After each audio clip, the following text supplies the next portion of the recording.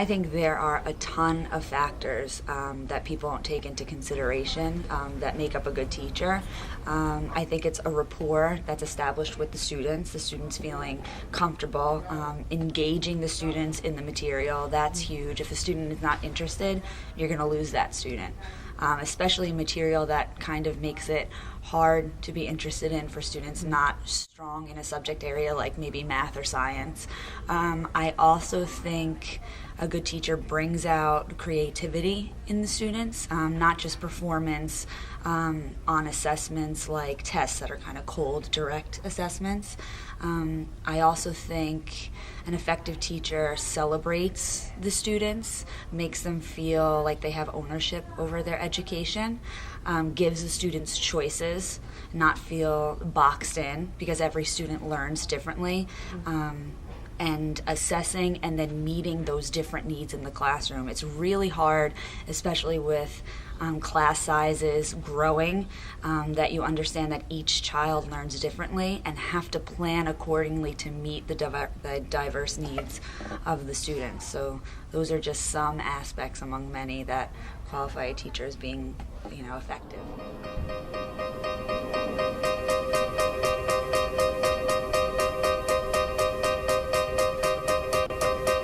I used to write letters, I used to sign my name, I used to sleep at night before the flash. I measure a teacher's effectiveness by whatever the students say, so I think that there's not really a way to measure it statistically or with numbers. I think that you have to just ask the students if they really feel like they're being affected by what the teacher is doing. I hold my teacher responsible definitely for how I do on tests in class, just because I absorb the information based on how well the teacher's teaching me.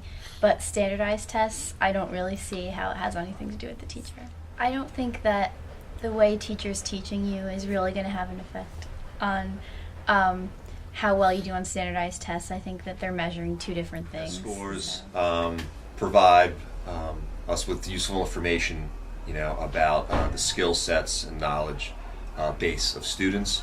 I think they're only one aspect, of how to gauge the effectiveness of a teacher. So I would not rely on them solely as an indicator of a teacher's effectiveness. I think of myself as a student and my performance on standardized tests, and I was not a very good test taker. For example, my SAT scores were about average, and my GPA was above average. So I was a good student in terms of work ethic and performing on different kinds of assessments. And when I applied to school, I felt a little bit limited by my SAT score. But I did so well in college, and that didn't really reflect or correlate with those scores. So I think the scores measure to a degree certain aptitude, but I think there are so many more types of assessments that truly evaluate a student.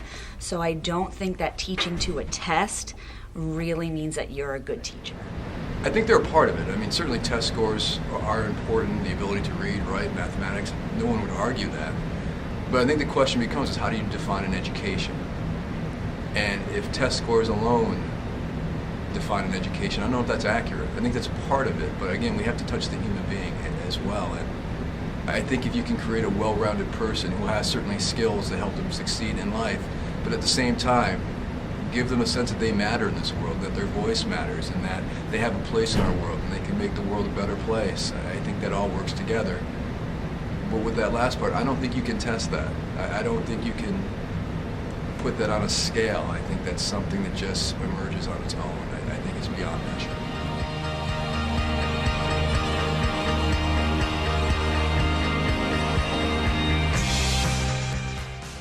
My ideal teacher is someone who gets me really interested in what I'm learning about and makes me excited to go to class, because I think a lot of teachers don't really do that.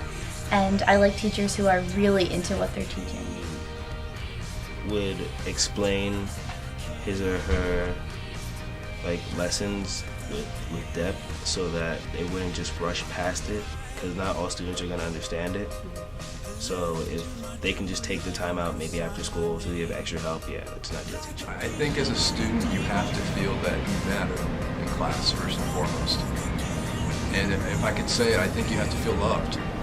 Because I think you can have the best lesson plan in the world, but if the student doesn't feel that you care about them individually, the effectiveness of that lesson plan will be limited.